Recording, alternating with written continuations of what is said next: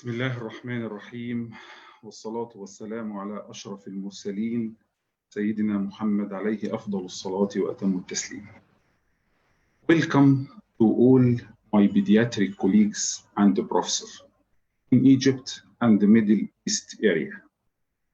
Complementing the unique medical service provided by Egyptian Academy of Pediatric and Egyptian Scientific Society of Pediatric and Immunotherapy, and its continuous encouragement of continuous medical education and its effective and unique role offered by them today is the number 32 webinar of Egyptian Academy of Pediatric, and also is a very special day because it brings together three of giant of pediatric gastroenterology in the whole world. Let me introduce them. Professor Van den Plas. Professor Van den Plas, please welcome. Hello. Hi, nice to meet you.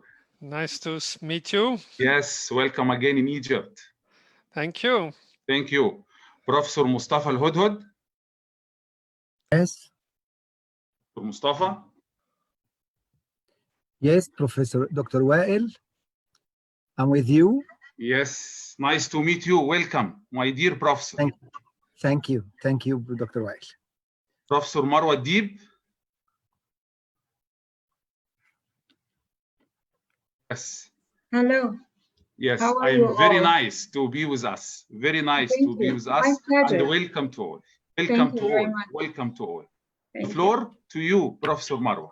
Thank you very much, Professor Dr. Wael. Thank you. Assalamu alaikum, everyone. Good evening, everyone, everywhere.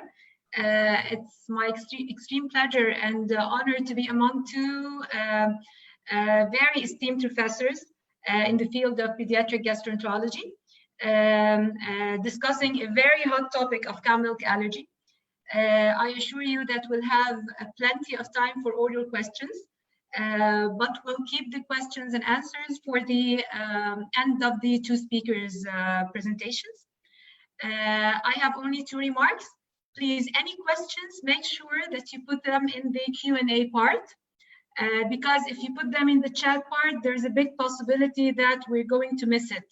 So please, again, all questions and answers in the Q&A part in front of you on the screen. We also have two poll questions before each presentation, before each talk. Voting on the poll question will be anonymous, so feel free. It's just a survey questions, no right or wrong answer. But they will enlighten us during the course of the presentation and talks. So I believe we can start now. The first poll question.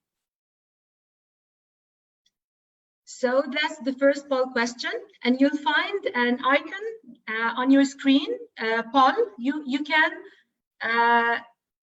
put on your answer here. So the first poll question: do you find the COMA score, the cow milk allergy symptom score, helpful to suspect cases with cow milk allergy? So it's yes, no, or I'm not aware of the score yet. So can you please vote? You have to vote in the poll part.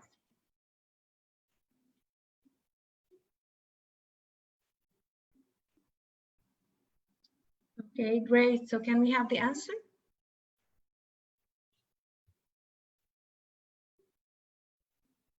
Can we have the answer or not yet?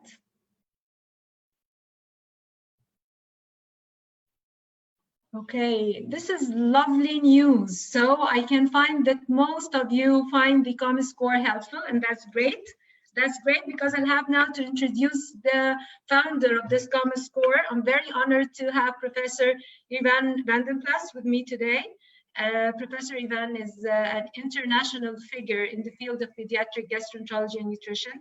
He has wonderful original researches and articles and presentations in different areas of the field of pediatric gastroenterology. The list can go forever, Professor Ivan. It's our pleasure to have you today. Thank you very much. Thank you. Thank you. The screen is yours, Professor. Thank you very much for the very nice introduction. And I was also very pleased with the answers to the question, because it shows that half of the audience does know the COMI score and finds it useful, and half of the audience does not yet know it. And we will convince them that COMI score is useful to help the diagnosis of cow's milk allergy. So the topic I was asked to share with you is about symptoms and diagnosis of cow's milk allergy. And although we tried it when we started, it moves. So this is the introduction of my presentation, followed by some slides on epidemiology, discuss a little bit symptoms, and then diagnosis. Sorry, Professor Van den Blas, there is, yes? Please do share screen again. Okay. Yes. Zoom.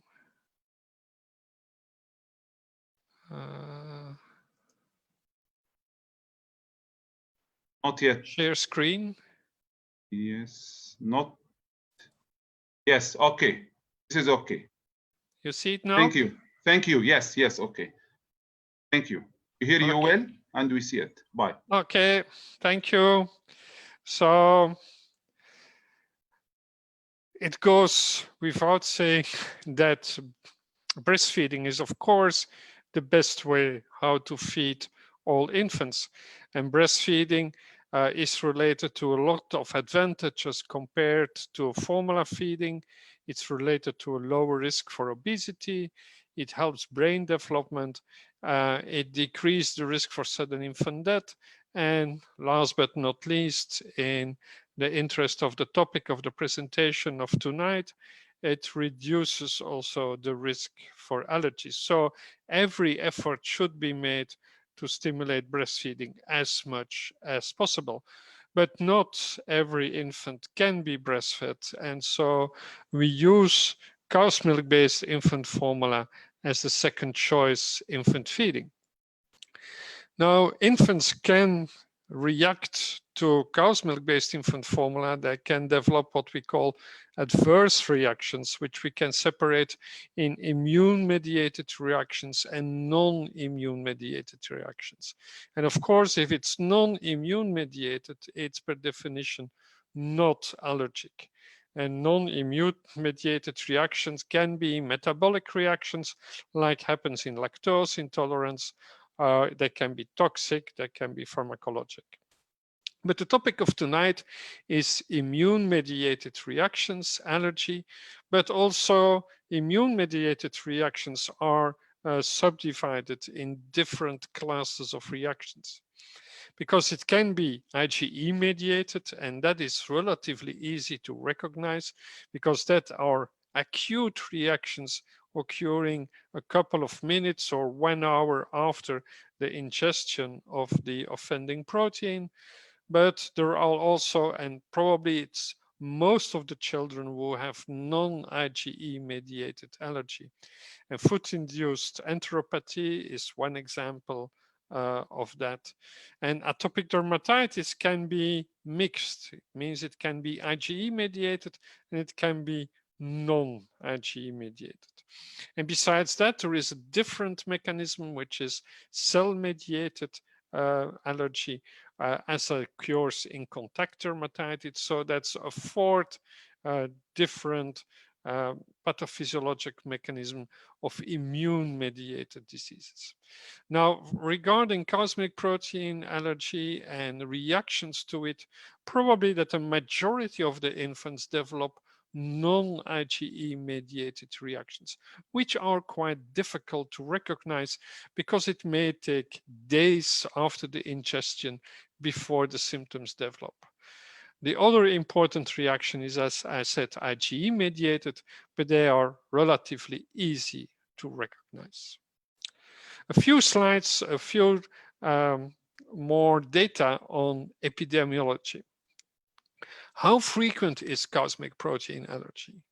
Well, cow's milk protein allergy can develop in exclusively breastfed infants, but that's relatively rare. It's less than 0.5%. There are even key opinion leaders who think that it hardly really does not exist.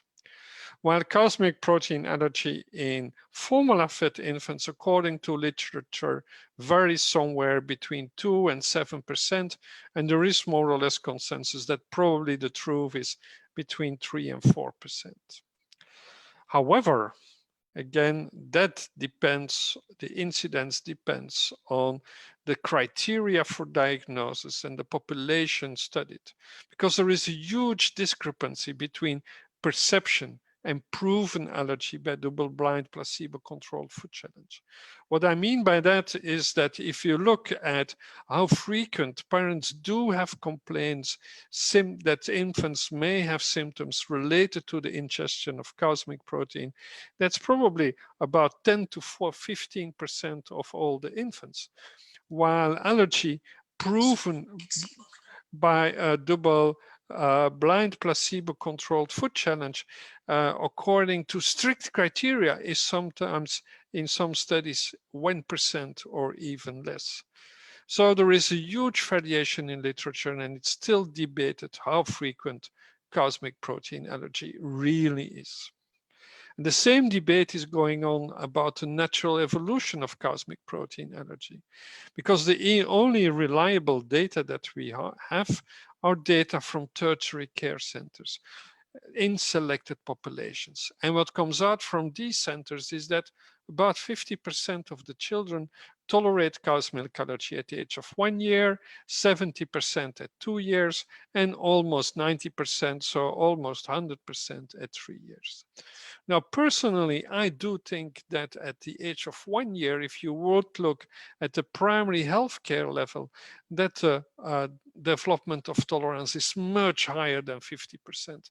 And I personally think that it's about 90% of the infants who already tolerate cosmic protein. But that's, of course, again related to how strict your diagnostic criteria are at the beginning and which population that you are studying, primary healthcare or selected severe affected children which are treated at tertiary healthcare centers. Now, IgE, you will hear that later, does not really have a role in the diagnosis of cosmic protein allergy, but it has a role in the prognosis, because the higher the IgE level, the more likely that the child will not develop tolerance. So what you see here is the blue line, which are the children with negative IgE. And you see that almost 100% of those children develop tolerance to cosmic protein. While if at the diagnosis, the IgE level is 50 or above, the red line, you see that only 50% of the children become tolerant to cosmic protein. So total IgE does not have a real interesting role in the diagnosis of cosmic protein allergy, but it is of major interest in the prognosis of cosmic protein allergy. It will help you to predict for you to the parents to say it's likely or it's very unlikely that your child will become tolerant to cosmic protein. Now, my idea that at the age of 1 year, about 90% of the infants are tolerating cow's milk protein comes also from the data from the EuroPreval birth cohort study, which was published now some 5 years ago. So first of all, for this study, the authors included only children with strict diagnostic criteria.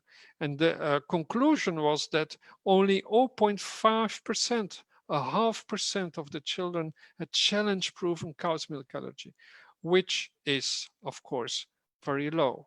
But 25% of those children, according to these criteria, again, had non-IgE mediated cosmic protein allergy. Now, what is interesting that in this strictly selected population of infants, at the age of 1 year, 70% were already tolerating cosmic protein, and that all the children with non-IgE mediated cow's milk allergy, 100% of those with non-Ige mediated cow's milk allergy tolerated cow's milk protein at the age of 1 year.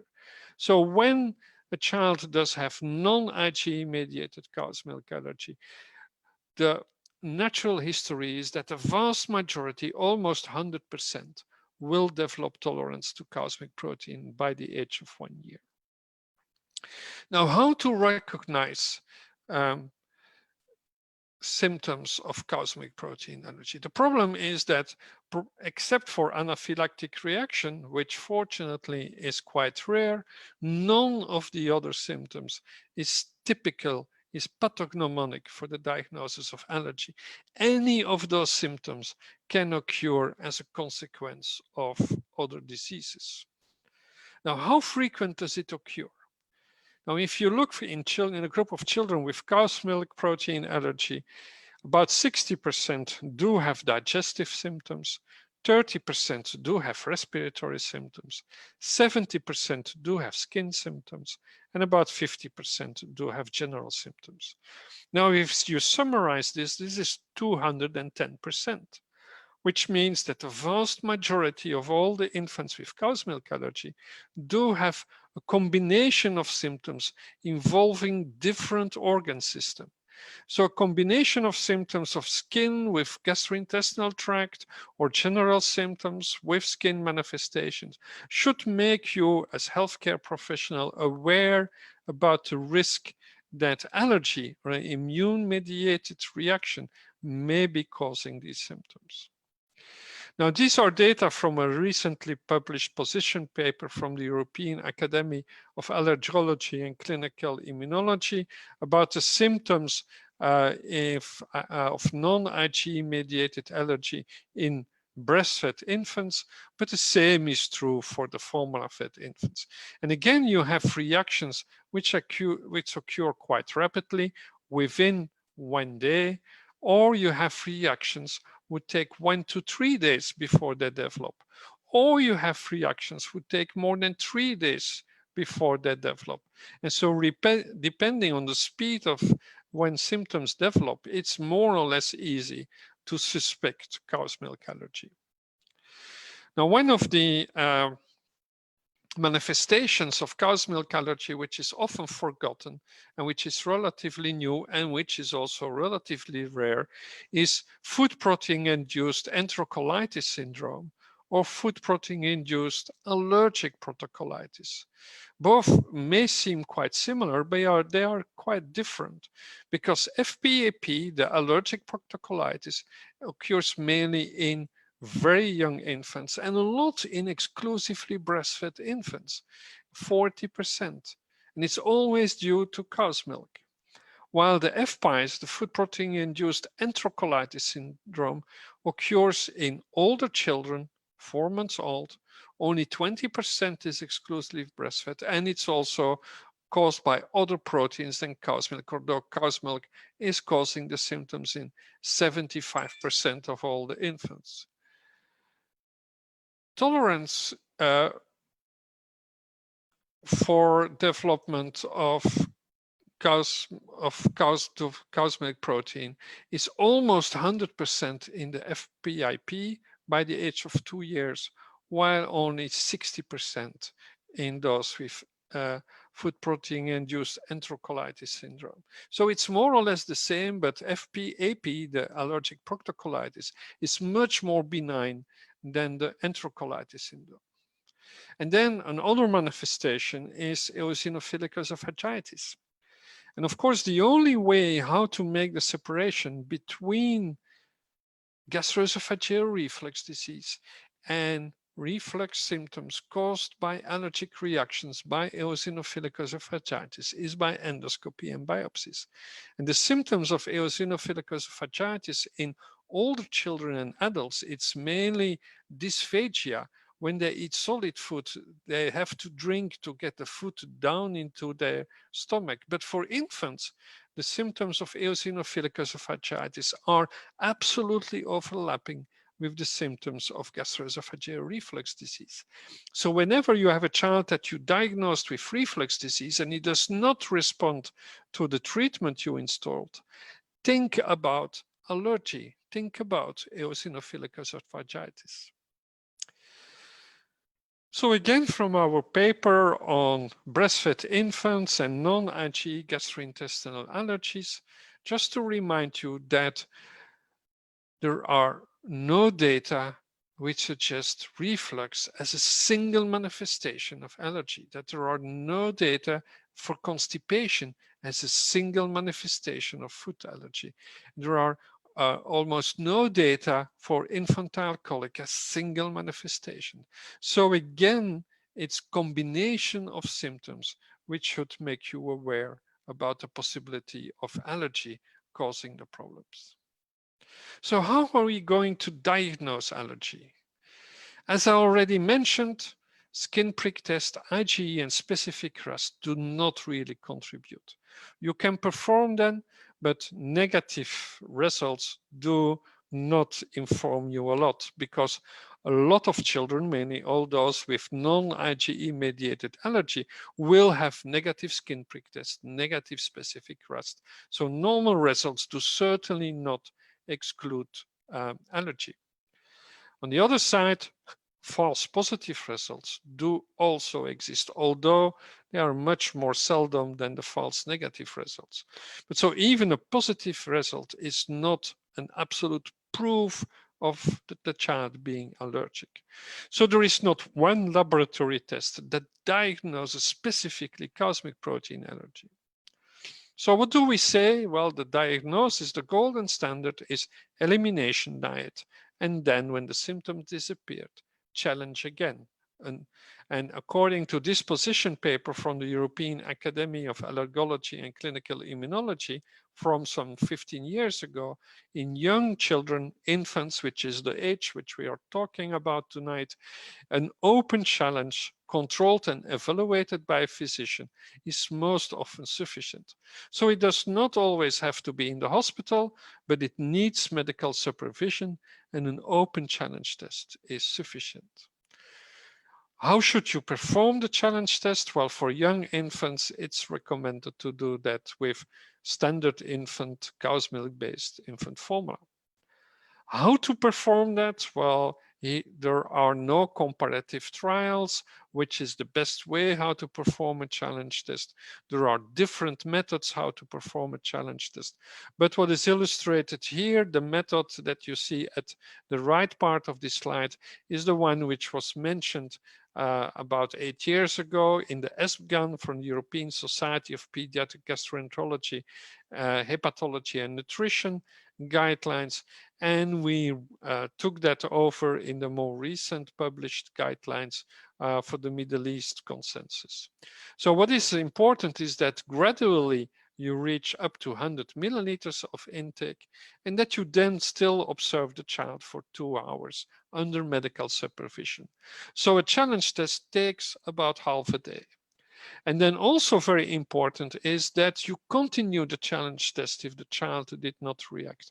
So each day of the week, the child should drink at least 250 milliliters of milk, and that should be documented, because if after 1 day the child stops drinking cow's milk or drinks small amount, then your challenge test is methodologically probably not valid.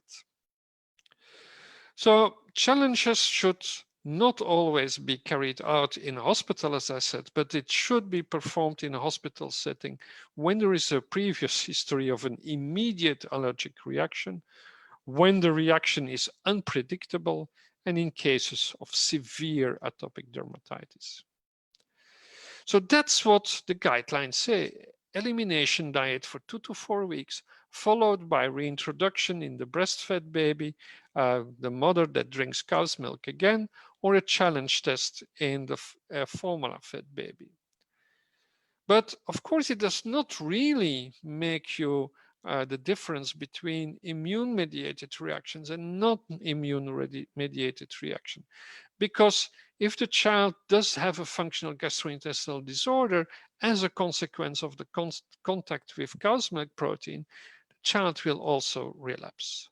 But even more striking is that although the challenge test is mandatory, and we all agree with that, it's in reality often very difficult to convince the parents to accept that challenge test, because many parents refuse that challenge test, because what we do is we make the child sick again, and parents refuse to do so if the child tolerates that elimination diet very well.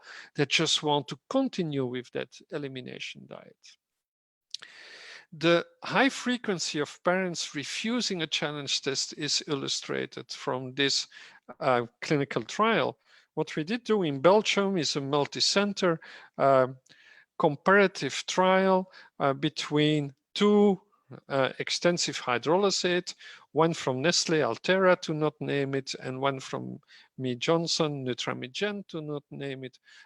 And the idea was to show that they were both equally active in treating cosmic protein allergy. But parents, mother and father, had to sign an informed consent that they would agree with a challenge test after 2 to 4 weeks of that elimination diet. And so despite that parents were informed in study conditions that they did sign a contract with the study coordinators, 25% refused to do the challenge test because the child was going better. So in daily life, performing a challenge test is not always easy. So because of all these difficulties, together with a group of quarters, we developed the COMI score, the cow's milk symptom score, as an awareness tool for the diagnosis of cosmic protein allergy. It's not a diagnostic tool yet because it has not been validated. But what did we do? We selected the most frequent symptoms of cosmic protein allergy: digestive symptoms, regurgitation, stool symptoms, as well hard stools as diarrhea, scored them between 0 and 6 from very mild to severe. We looked at general symptoms as crying, also gave there a score from 0 to 6, depending on the number of hours per day the child was crying. We looked for skin manifestations, atopic dermatitis, and urticaria, also scores from 0 to 6. And respiratory symptoms, which account only for half, because most of the time respiratory symptoms in infants under 1 year are of course caused by viral infections. But still everyone agrees that they can be also a consequence of allergy. So the COMI score ranges from 0 to 33. And what we did do is we measured the COMI score in a presumed healthy population of infants. And what we noticed then is that the percentile 95 of this COMI score in healthy infants was a score of 9. So if you have a score of 10 or above, then your score is above the percentile 95 and is very likely to be abnormal and is an awareness tool for these symptoms may be possibly caused by cosmic protein allergy. This COMI score has been used in 3 different clinical trials, overall 170 infants included. And you see that that score is 13 as a medium value at inclusion, and after 1 month, it's only 5. And the diagnosis of cosmic protein allergy in those 3 trials was a positive challenge test. And what we could demonstrate is that the positive predictive value of a high COMI score of 10 or more to have cosmic protein allergy was 75%, which is much better than any other diagnostic test for cosmic protein allergy that exists, much better than IgE, much better than skin prick test. Of course, with a challenge test being the golden standard. That brings me to the conclusion of my presentation. Again, breastfeeding is of course the best way to feed all infants. It protects against illness and infection in infants and children and should be stimulated as much as possible. But the diagnosis of cow's milk allergy in formula-fed infants is not easy. It's not easy because there is on one side a lack of awareness and training. a lot of healthcare providers worldwide are not well trained for the diagnosis, but there is also, there is no formal education, but there is no specific nature of the symptoms, and we have no good diagnostic test available except for the challenge test, which is the golden standard. And now probably the COMI score, which will help you to think about allergy for those infants who have a little bit symptoms of the gastrointestinal tract, respiratory tract, skin symptoms, a combination of symptoms. But if you have a positive score, then cosmic protein allergy becomes very likely as a diagnosis. So it's quite confusing to diagnose cosmic protein allergy because the symptoms are aspecific. There is no really good diagnostic tool, but think about it and evaluate the COSMIL score, the COMI score. It will probably help you to more frequently think about allergy. Thank you for your attention. Oh, thank you very much. Thank you very much, Professor Ivan, for this very nice illustrative presentation. Thank you very much. We're having lots of questions as expected, and we're getting more as we're talking. Okay, so I'll just go to the second poll question and to Professor Hudud talk and back to the questions.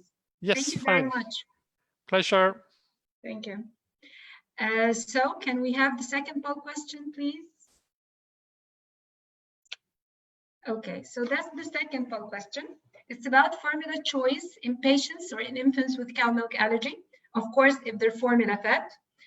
In choosing the formula, you need to consider palatability, the taste, cost, availability, the degree of protein hydrolysis, whether partial or extensive or amino acid, or you might have other consideration in choosing the formula that we'd love to know about. So please take your time and vote on the poll part at the bottom of the screen. And again, there's no right and wrong answer, just feel free.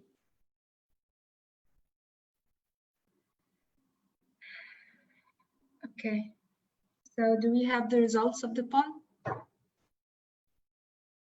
Okay, this is very impressive. I think Professor Hudud will like this very much. So most of the attendees agree that we have to consider the degree of protein hydrolysis, and comes second is the palatability and the availability of the formula. Thank you very much. And indeed, it's my pleasure personally to introduce my professor, Professor Dr. Mustafa Al-Hudud, a pioneer figure in the field of pediatric gastroenterology and nutrition. Professor Mustafa is the head of pediatric unit at Ain Shams University. He's the founder of the pediatric gastroenterology and endoscopy unit at Ain Shams University. He has a lot of other titles: a certified international trainer, a very distinguished member of the research ethics committee at Ain Shams University, and also at the Egyptian Ministry of Health. It's my pleasure, and I can end my career right now introducing my professor. He will enlighten us on the management of cow milk allergy and the different formula choice that we have. The screen is yours, Professor Mustafa. Thank you, Professor Marwa. I know it is difficult to speak after the leader of allergy, Professor Van den Plas, and I know after this fascinating talk by the leading professor, it is difficult to discuss anything more, but let me go with you through the cow milk protein allergy management positioning of amino acid-based formula. This talk is sponsored by Abbott Nutrition without any interference with its scientific contents. And if you want to trace my research profile, you can find this Google Scholar link. So let us start with the treatment.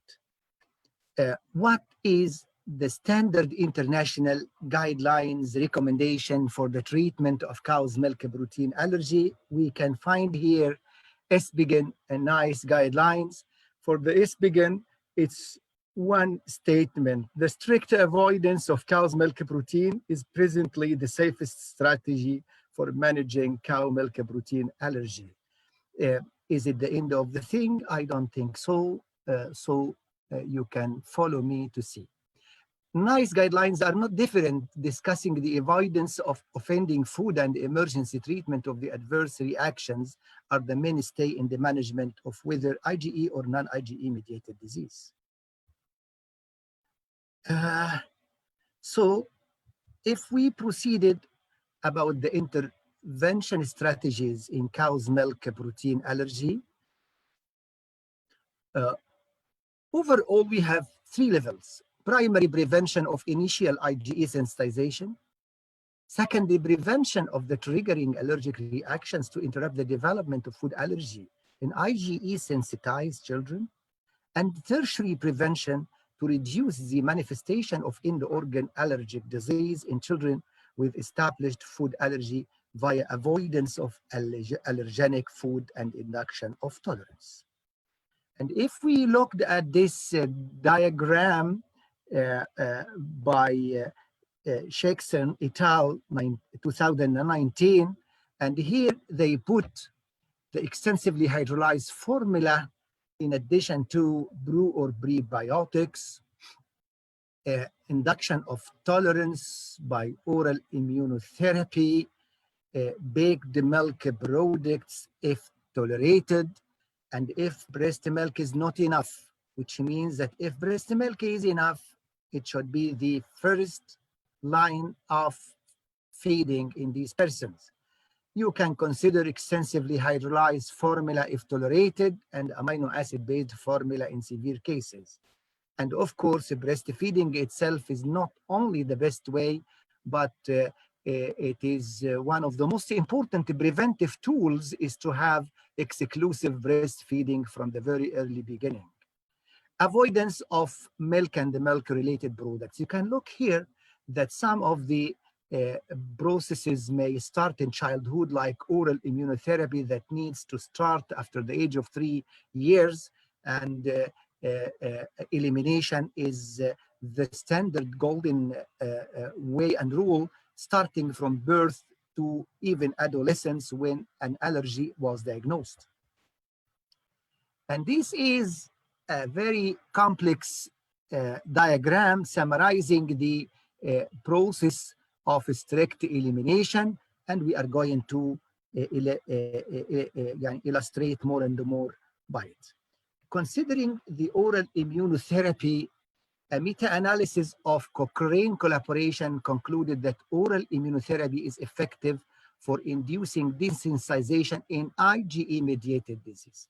I stress here, it is for IgE-mediated cow milk protein allergy. While mild and self-limiting, in most cases, adverse events can be observed with this oral immunotherapy, and these adverse events most commonly occur in the gastrointestinal tract, and on top, eosinophilic esophagitis is of particular concern because it occurs significantly with oral immunotherapy.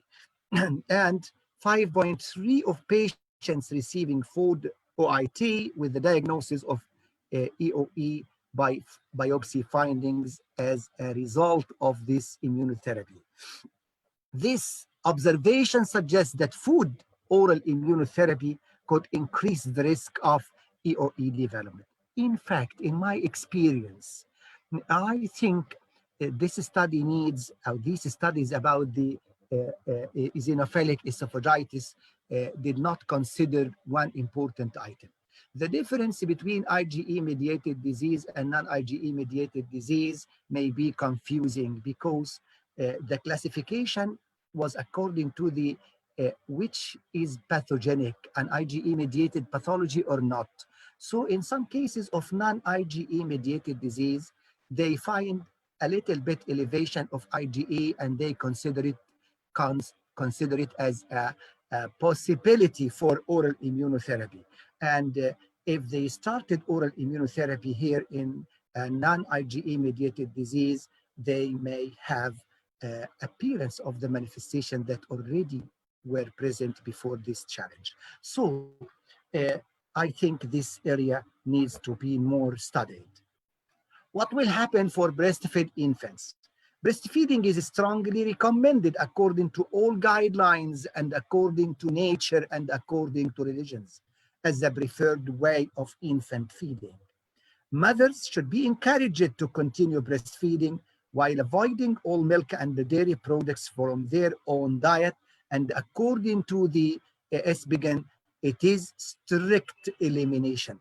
And actually, this breastfeeding is essential, as we said. And in my practice, I meet many conditions in which the physician had stopped the breastfeeding on the assumption that it is the cause.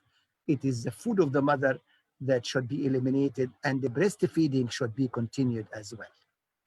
Are we going to avoid any food else in cow's milk protein allergy, and which foods we are going to avoid? All milk products and milk containing foods. And this usually requires qualified dietary counseling by a dietitian or a clinical nutritionist to exclude hidden sources of cow milk protein allergy, and this is an SBGN recommendation. The second question will be, is there cross-reactivity between cow's milk protein and other food?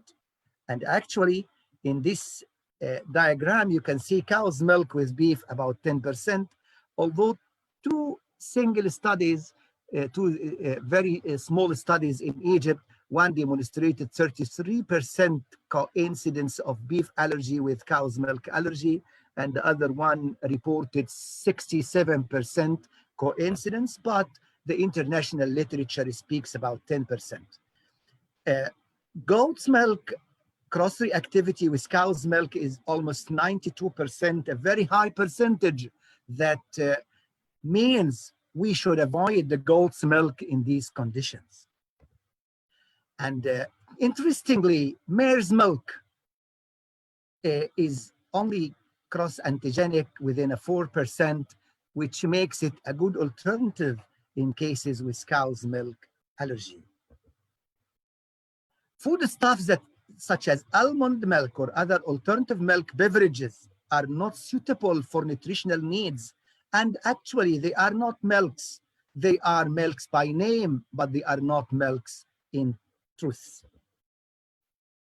Industrial juices are improperly called milk, as we said, and they totally unsuitable for nutritional needs according to SBGN. What about goat's milk? As we said, it's not sufficient. It is cross-antigenic. It's not an alternative in these conditions. By the way, in 1990s, I tried for 3 years an alternative tool by camel milk, and actually it failed. Is milk remedy different according to disease? Amino acid-based formula assures fast symptom resolution and supports growth. In cow's milk allergy, in multiple food allergy, in atopic dermatitis, in gastroesophageal reflux disease presenting feature of esophageal eosinophilia, eosinophilic esophagitis, short bowel, and other GI conditions. Efficacy criteria of any amino acid-based formula should entail that this formula is a hypoallergic one, needing appropriate testing, demonstrating not to provoke reactions in 90% of infants with a confidence interval of a confidence level of 95%, or children confirmed cow milk allergy in a prospective randomized double-blind placebo-controlled trial. If it is not that, this is not a suitable amino acid combination. And its amino acid profile should go parallel to the amino acid profile as shown in this figure with the breast milk proteins. And actually, we mentioned eosinophilic esophagitis, and amino acid-based formula was tried in many studies, but in this study, in 10 children, complete resolution in 8 children, and significant improvement of symptoms in 2 children happened with decrease of the eosinophilic count in the esophageal mucosa was achieved significantly with amino acid-based formula. And you can see here how much the eosinophilic count decreased from the pre-dietary trial to the post-dietary trial. And this is, again, the symptomatology happening in persons pre-administration of the amino acid-based formula and in the post-dietary manipulation regarding this symptomatology. You can find that eosinophilic count will decrease in the biopsies, abdominal pain will significantly decrease, vomiting, heartburn, motor thrush, globus, dysphagia, all will decrease. However, some other manifestations will not improve, and mostly they are related to the dysmotility happening that may persist for a long period. Which milk is the first choice and which milk is second choice and which milk is not in the first or second choice? You can see here that we are alternating between amino acid-based formula and the eosinophilic and the extensively hydrolyzed formula in the different syndromes of cow's milk protein allergy and the food allergies. For example, here, no place for thing except amino acid-based formula in anaphylaxis. And NF-BIAS amino acid-based formula is indicated. F-BIAS, which is food protein-induced enterocolitis syndrome that may range from a mild condition to a severe fatal condition. Again, allergic eosinophilic esophagitis, there is no second choice. It is only amino acid-based formula and no second choice. And inhaler syndrome, that is pulmonary hemosiderosis associated with cow's milk protein allergy, this is first choice is amino acid-based formula, and you may use as a second alternative soy-based formula, and this is the only place in second choice for soy-based formula in this table. This table was introduced by World Allergy Organization 2016. It goes without saying that if we started with extensively hydrolyzed formula and the problems happen, that in this place amino acid formula will come immediately to have its place. And we cannot forget that if you are doing the elimination part of the eliminatory challenge discussed by Professor Van den Plas in an formula-fed infant, it is most reliable to put this child on an amino acid-based formula. We should achieve some helpful features. It should be effective and safe. So reports in the studies should show the efficacy of this formula, and no allergy should happen on its use. Bone health. Rapid growth and demineralization of infant skeleton requires adequate supplies of calcium, magnesium, and vitamin D. And I want to stress here on the fact that fat blend that is free of palm olein as a source of fatty acids is better for bone mineralization, because if this palm olein is used, the free oleic acid will lead to saponification with calcium, and the calcium is going to be lost in the stool.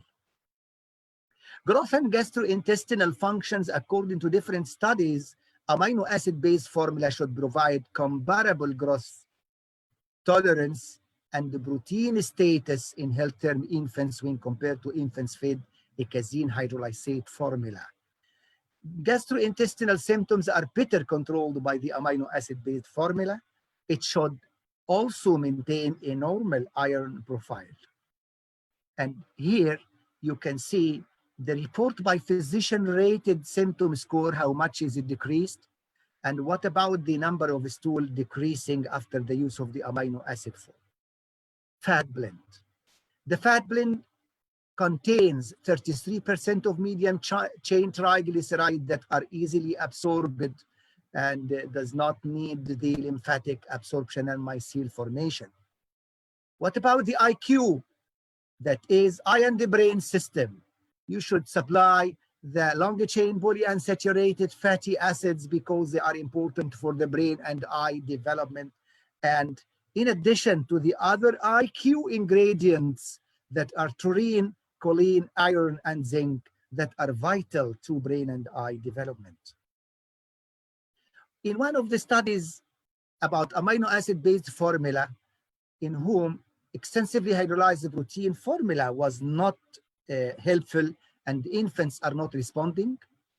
In this observational prospective study that included 30 infants with a history of loss of weight, persistent allergic manifestations while on an extensive hydrolyzed formula, they were given amino acid based formula for 12 weeks. Mean weight gain improved after the 12 weeks feeding period. Improvement was observed for many allergic symptoms, including significant decrease in atopic dermatitis severity. These results indicate that amino acid-based infant formula supported healthy weight gain and improvement in allergic manifestations in infants not responding to extensively hydrolyzed formula. In this another study that was published 2018 about amino acid-based formula in premature, they compared the study assessed the fecal calprotectin level in amino acid-based fed infants with feeding intolerance. They are premature with feeding intolerance, and it showed significantly lower levels than those on breast milk or premature formula fed infants. Actually, for this study, I think more clinical outcome should be evaluated rather than a surrogate marker, which is fecal calprotectin. And I think this is just an open, which allows more further studies to assess clinical outcomes like duration of symptoms, duration to reach the full tolerance to food, symptom follow-up after discharge from the NICU, and so on. These are called clinical outcome parameters, and it's well known that clinical outcome is more strong evidence than the surrogate marker outcome studies like this one studying the fecal calprotectin. Actually, you see here that fecal calprotectin was significantly higher and it's lower in amino acid-based formula. What about the growth in these persons extensively hydrolyzed or in amino acid base? And according to this study, 2018, results suggested that healthy infants receiving commonly available extensively hydrolyzed formula and amino acid-based formula do not appear to experience accelerated growth as reported for infants fed many standard formula. What does this mean? Any infant on hypoallergenic formula, whether it is amino acid or extensively hydrolyzed, we don't expect to have the same growth rate like that in standard formula. Difference in growth parameters were observed with some formulas supporting normal growth patterns and others not. Are you ready to go with me more deeper with this study to see what happened? In this study, they have studied 4 extensively hydrolyzed formula, A, B, C, D, and 5 amino acid-based formula, E to I. And what happened? You can see here that mean weight gain is almost comparable between them, with some being lower and some being upper. This is about how many grams are increasing weight per day. And you can see in this diagram of this study that formula E, remember that formula E was, we are going back, formula E was Elicare infant. And you can see here that this score for weight, for age, was the best achieved by formula E compared to all extensively hydrolyzed formula A to D. And this is another table of this study that compared different forms together. And one of the comparisons were between an extensively hydrolyzed formula and formula E, which is Elicare. Daily weight gain was similar between extensively hydrolyzed and amino acid-based formula, with a dropout rate 39 compared to 35 of extensively hydrolyzed. What does this mean? Dropout rate may mean the palatability, and because the percent is almost near to each other, you can find here that drop rate is similar, almost similar between both. You can see that some others amino acid-based formula, the drop rate may reach 40 or 47% of the cases on this medicine, of this form. What happened when they compared the different amino acid-based formulas together? Body weight centiles of evaluable health term male infants fed amino acid E, remember E, were at 60 centile at the start and tracked very close to the 50th all through the 4 months of life. And this is according to Portien et al. So what it means that you are going to maintain the persons on this amino acid form that is E form, code E for Elicare, and at that time they are maintained around the 50th centile. In contrast, other amino acids started with a centile of 50th, but actually they dropped to the 30th or 50th centile, and this is a significant drop. However, all are within the normal range of centiles. Mean weight gain from 14 to 112 or 120 days of age ranged between 27 to 29 in all amino acid-based formulas, and this was similar to what was described in breastfed infants. Body mass index of healthy term infants fed the formula E, amino acid base, at 14 and 112 days of age was determined in an ad hoc analysis from one of the reported studies.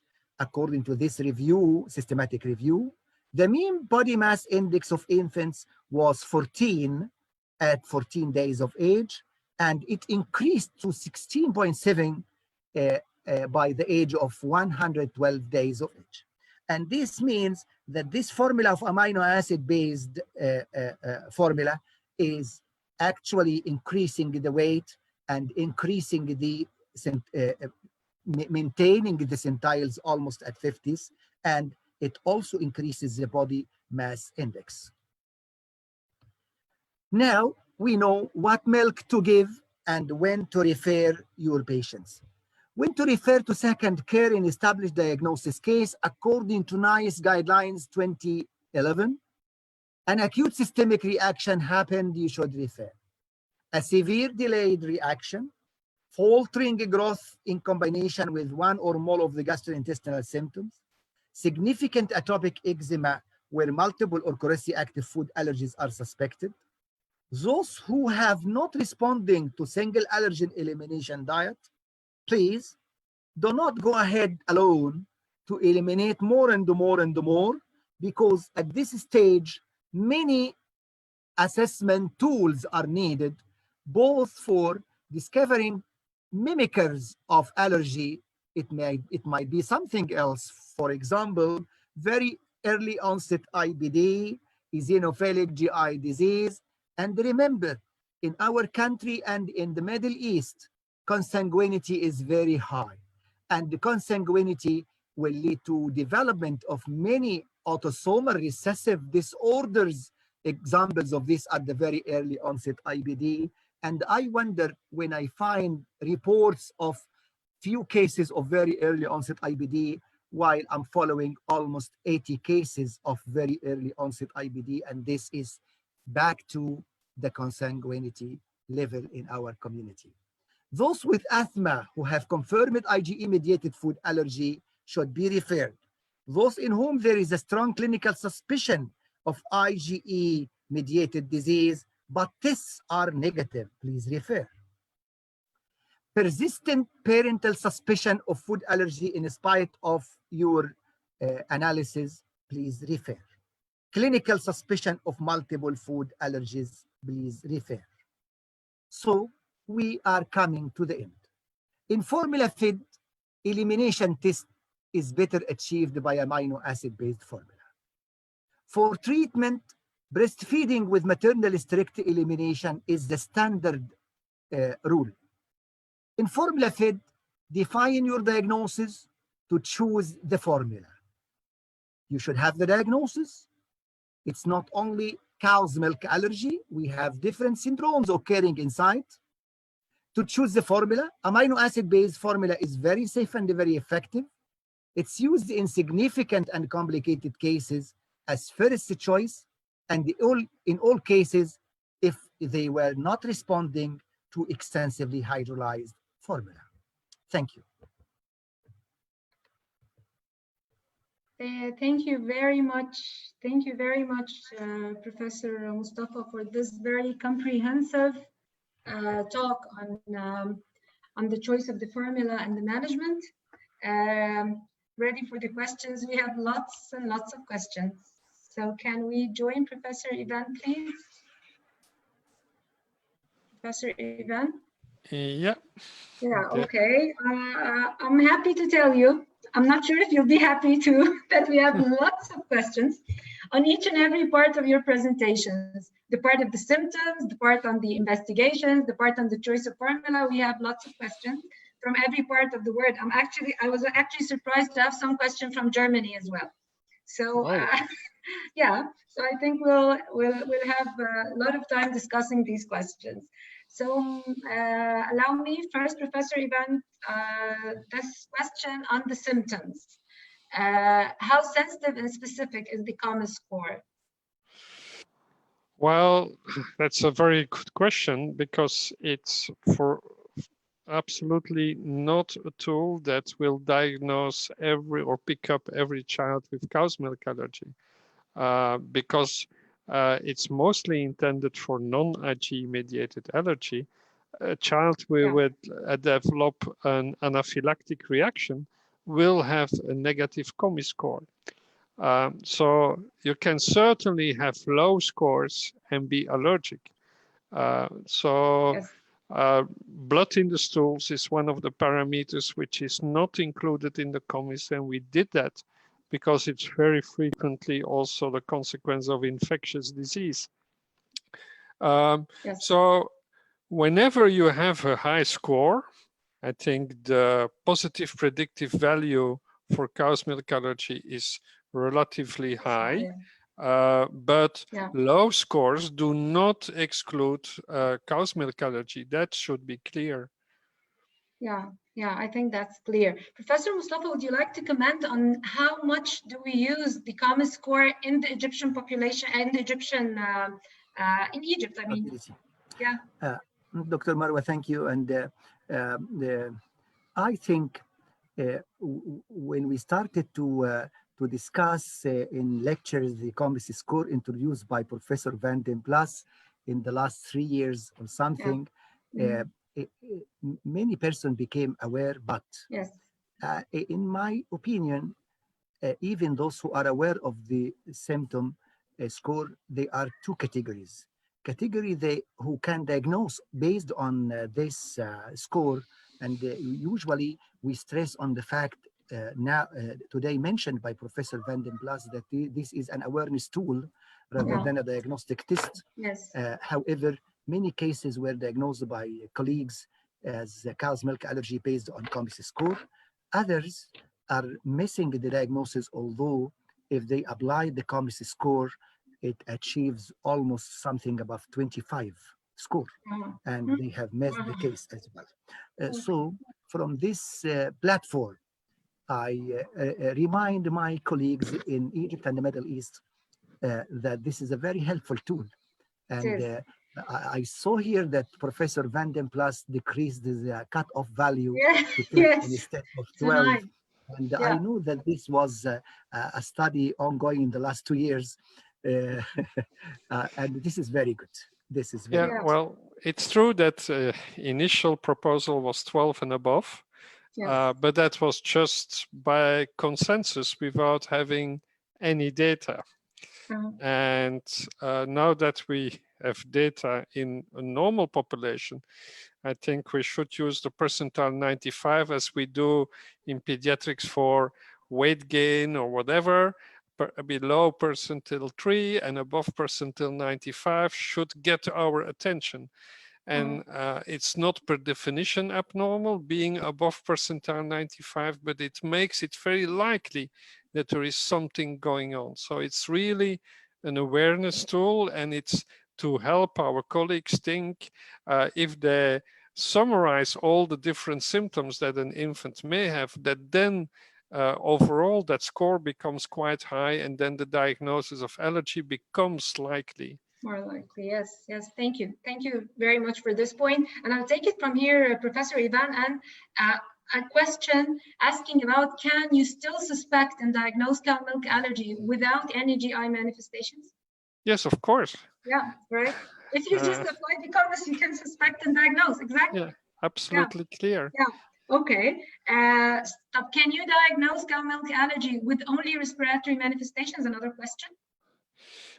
Yes, it certainly exists, but that is relatively rare because not many infants present with symptoms in only one organ system, and respiratory symptoms in infants is most of the time of infectious origin, but it's possible that the origin is allergic also. Oh, yeah, thank you. Thank you very much on this. Professor Mustafa, this is a question to you from Professor Muhammad Rez, the head of pediatric gastroenterology in Mansoura, specifically addressing you on the issue. Muhammad. Yeah. On the issue of gastroesophageal reflux and allergy.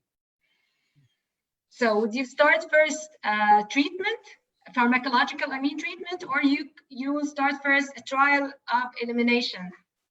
Diagnostic, I know Professor Muhammad is trying to stress on this point because we were together in the consensus for gastroesophageal reflux disease in Egyptian community, pediatric community, and we agreed with the combined opinion of Naspigen and Espigen that considered an elimination interval of 2 to 4 weeks prior to starting the pharmacological therapy. Actually, one of the choosing wisely areas in pediatric practice now is the use of PPIs. And we are afraid of the abuse of proton pump inhibitors. Yeah. And actually, although it's almost just 1/4, 25% of persons presenting with gastroesophageal reflux disease might prove to be of allergic origin, the consensus was to start elimination prior to medical therapy. And I agree with this idea. And in one of our studies that were not published yet, we compared a placebo-controlled trial of PPIs in a clinical trial between a placebo and one of the PPIs, in addition to elimination. And we found very interesting finding. If you combine the elimination with the PPIs, you start control earlier. But at the end of the day, by almost 6 weeks, you are having the same results of elimination alone or elimination plus PPI. So in my practice, Professor Marwa, sometimes if the symptoms are severe and mother is very anxious, especially those having the postpartum depression, I may combine both for a while, then removing the PPIs after that. And in most of the cases, I usually start the elimination according to the guidelines, and improvement will happen. And according to this study, that was one of the PhD theses done in Ain Shams University Pediatric Hospital. Yes. Okay. Thank you very much, Professor Mustafa. Professor Ivan, do you have to comment on this question? Gerd? Yeah. Well, I can only agree with what has been said. I think there is worldwide overuse of proton pump inhibitors. We are really trying to fight it. 2 additional comments is that about 30% of the infants on PPI develop small intestinal bacterial overgrowth, which are Yes. exactly the same symptoms as why the PPI was prescribed. That's one thing.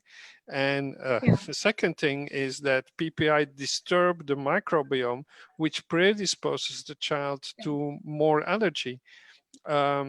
So if I think real reflux disease in infants exists in 2%, 5% maximum. That's the population which acid reflux disease, which should be treated with proton pump inhibitors.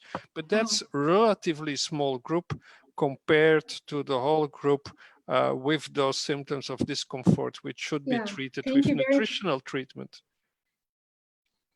Yes, yes. Thank you very much. And bringing up the topic of microbiota, because we're having lots of questions on this. So can I ask you now, what do you think of the alterations in gut microbiota that can accompany cases with allergy? And do these patients really benefit from addition of any one of the family of biotics, pro, pre, syn, whatever? This is lots of questions on this topic. Well, it's the hot topic, of course, is the microbiome. First of all, there are some quite old data that infants who develop allergy do have a different microbiome before symptoms develop from those who do not develop allergy. So microbiome composition seems to be a predisposing factor to develop allergy or not. And that's probably partly related to epigenetic factors. So it's probably our genes which in part select the colonization, but can select the colonization at risk for allergy.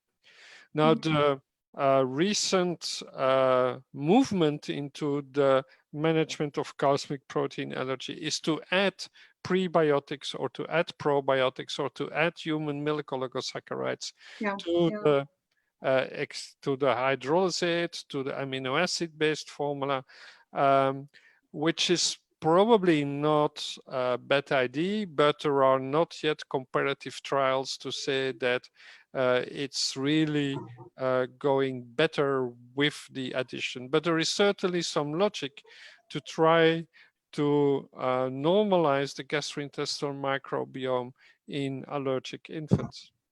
Okay, Professor Hodwood, I think, do you agree with this? That alteration of the microbiome? Of course, this is expected. And, you know, Professor Marwa, in our community, in certain areas in which over-hygiene is not practiced, actually, they have little allergy. And interesting. I'm not discussing here the hygiene theory, but I know those who are overdoing the hygiene are more allergic. Actually, I will remember in my village, I'm coming from a rural origin, and one of the old women in my street used to use stool of newborn healthy infants to put them on the food for sick persons, whether they were allergic or malnourished, and she was very successful compared to the physician's results. Well, absolutely agree. So we will get an explosion of allergy in a couple of years after COVID with our very hygienic very hygienic practice. Okay, so another few questions on the symptoms of cow milk allergy, Professor Ivan. When to suspect allergy as a cause of infant colic? Well, that's also a very good question. I think overall, again, my answer would be the same. If that infant colic is in combination with other manifestations, then you rather go for allergy as a possible diagnosis. Also, you can look at the family history of allergy and consider that also as a risk factor. And there are quite some studies that an extensive hydrolysate is effective in management of at least a subgroup of infants with colic. So it's one of the causes of infantile colic. Okay, constipation? the other question? Yes, also constipation and diarrhea are manifestations of cow's milk protein allergy. We don't really know why constipation is a manifestation, but yeah, it certainly changes in stool consistency seem to be one of the symptoms of cow's milk allergy.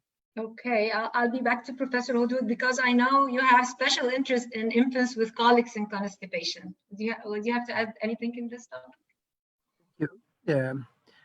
Actually, in early 90s, we studied infant colic in many master and PhD theses, and we found that it's only in severe forms of colic that we can consider allergy. Actually, if it is a mild pathology, you cannot find allergy in. And in one of the studies, we found that a percent of cow's milk allergy in infant colic that is mild to moderate was only 2 to 3%, which is similar to the normal population. And it was almost 60% in patients with severe forms of colic. This is regarding colic.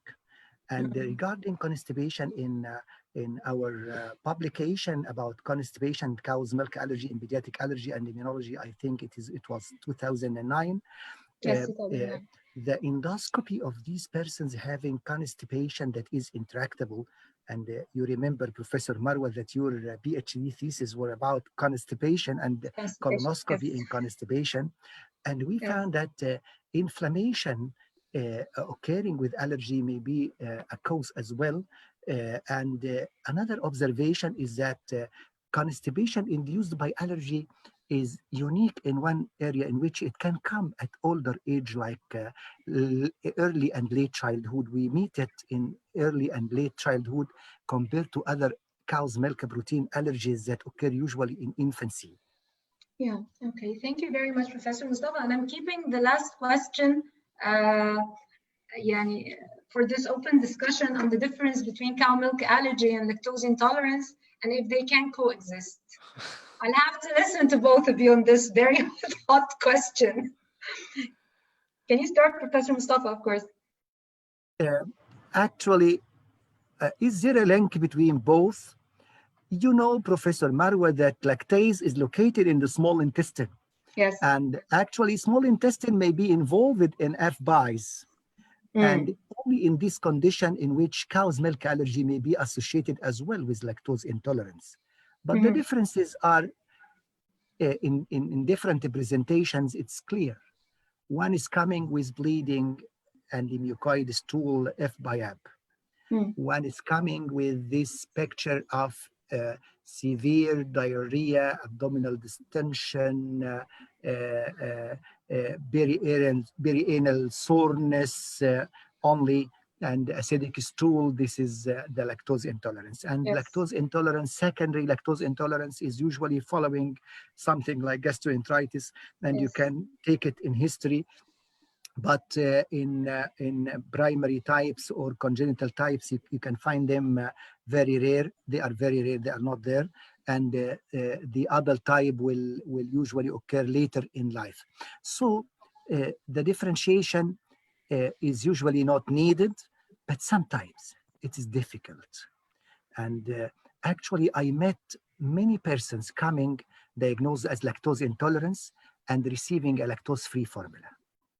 And after something like few weeks, blood started to appear in the stool.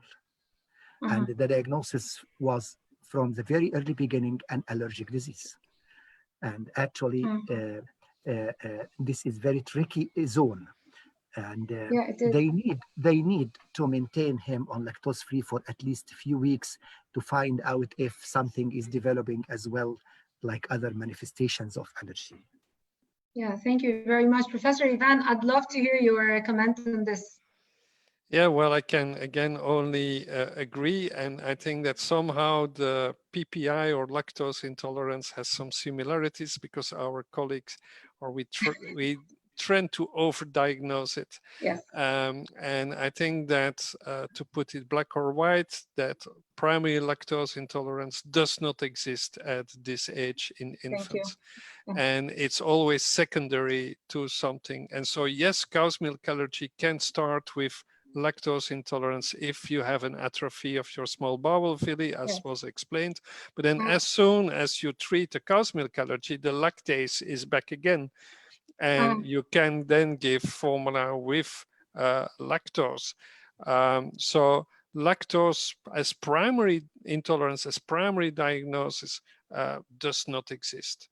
And as soon as you treat the cause, the lactase reappears and the symptoms of lactose intolerance would disappear. Yeah, okay, so that was very enlightening. Thank you very much. So this interesting question that came from Germany, the doctor says that in Germany, they do not see lots of cases, or they do not diagnose lots of cases with cow milk allergy. And he was asking if this might be related to how the cows or the cattle are bred, and what do you think? I haven't been there. I don't know. I don't know. Well, I would just like to say that worldwide there is agreement that the incidence of cow's milk allergy is somewhere between 2 and 5%. But again, it depends on how selective your criteria are. Yes. Because in the Europreval study, it was only 0.5%. Yeah. But if you only take the children which react during the half day of challenge test, you only take the immediate reactions and you forget about those who react after 2-3 days of ingestion of cow's milk. And that makes it, of course, an open debate, because or you're a believer or you're not believer, but you have no hard scientific proof of that. But so I call it symptoms related to the ingestion of cow's milk protein, and don't discuss the mechanism behind it anymore. Yeah, this is a safe definition, symptom related. Okay, so another questions on the Can I ask Professor Van den Plas, sure. Marwa, please? Yeah, sure. There was a publication, Professor Van den Plas, I think 2000 something, about the distribution of cows breeding and the prevalence of lactose intolerance. You know, this paper with the map of distribution inside, and they said that there is coincidence between heavy breeding of cows and decrease the density of lactose intolerance. Do you think the same will happen with cow's milk? And this is why cow's milk allergy is not very highly reported in Europe compared to other parts in the world? Yeah, could be. And although I also think that in a lot of parts of the world, infants do develop a lot of symptoms because of infectious diseases, which we see much less. We have no parasitic infections, for instance, which is frequently occurring in hot tropical countries. Although it was today 35 degrees in Brussels. But so I think it's very difficult to compare, and that a lot of infants develop symptoms which probably difficult to prove again that they are allergic, but related to what they are ingesting. Okay, so that was clear. Professor Van den Plas, in your presentation, you pointed out that infants with functional GIT disorders might show some improvement on a diagnostic challenge. So can you elaborate more on this? Because there is a question on the symptom severity. Well, again, it's the open debate, and I myself have no answer to the question where functional gastrointestinal disorder stops and where non-Ige mediated allergy starts, because I personally think we're talking the same, but from a different perspective. The allergologist calls it non-Ige mediated allergy, and the gastroenterologist calls it a functional gastrointestinal disorder. But we both have no way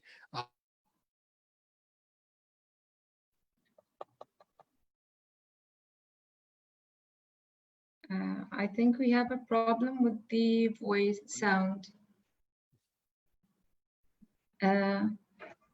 Professor Mustafa, you still hear me? Of infants which develop tolerance rapidly at the age of 1 year. So it's more to do with maturation.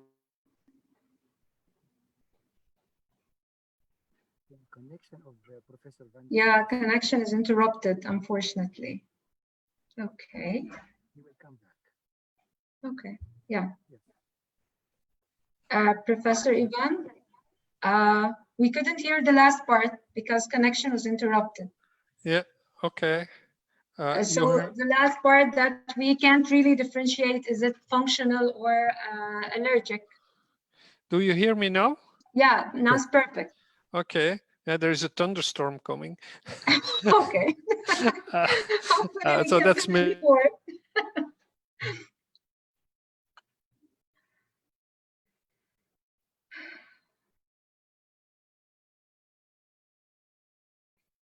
Connection is interrupted again. So not possible always to separate them clearly. Yeah, thank you. I think that was clear that still it's not possible to separate them. So I'm so sorry for every attendee that I couldn't complete some questions on the symptoms because they were not really related to our topic on cow milk allergy. They were interesting, of course, and I'd like to ask you both about them, but we still have lots of questions on investigations and management. So I'll move to the part on investigations. My question to you, Professor Ivan, because we have what I can call a standard panel of investigations. Sorry, I did not get it. A standard panel of investigations that it's known to doctors here in Egypt. That's the serological testing you mentioned, the occult blood and stool, and the fecal calprotectin. I want to hear your opinion on these tests for the diagnosis or for aiding the diagnosis.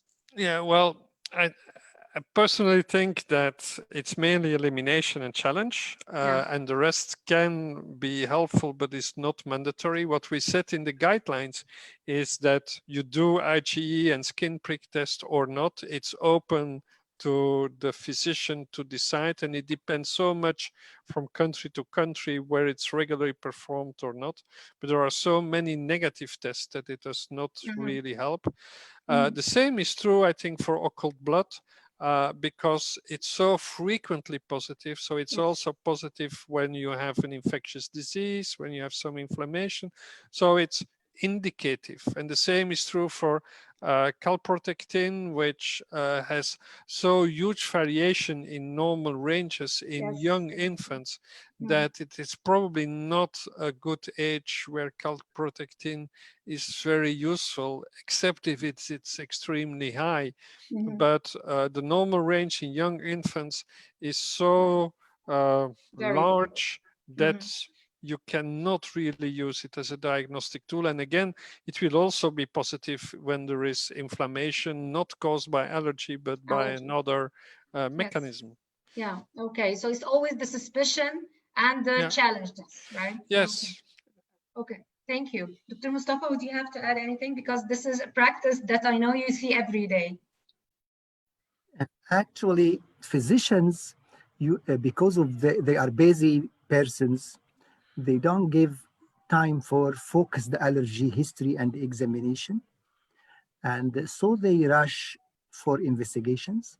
Another point is that some of the population, because they are not health educated well, need something solid to depend on.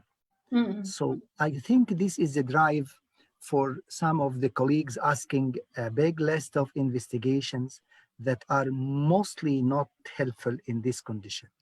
And even asking for IgE, is not of help in non-IgE mediated diseases. And I agree totally with Professor Van den Plas that most of these tests are very misleading in the sometimes they might mislead, in the definition and diagnosis of the clinical condition, especially on individual basis. And many cases coming with this what's called occult blood in the stool. In Arabic it's dam al-khafi, وأنا مسميه اللهو الخفي. Yeah. Okay. The invisible ghost. It's like a ghost. Yeah. It's a misleading test, so that it leads to many confusions in the decisions. Yes. And salty cat protective. Yes. When I started discussing the cow's milk allergy issue in 1991, this was my first talk about cow's milk allergy in Egypt. You know, Dr. Marwa, it was, the pendulum was at the extreme of rejection and denial. Yes. Of denial. And in 2010 onward, we reached the opposite side, the overdiagnosis of allergy. And from this point exactly, I started to diagnose the rare conditions like very early onset IBD to have this collection, because actually they start the elimination, and if it is actual cow's milk allergy, it will improve, and those who are not improving will come to me, and they are not allergy, and I'm going to diagnose. And that's how you pick them up. Yes.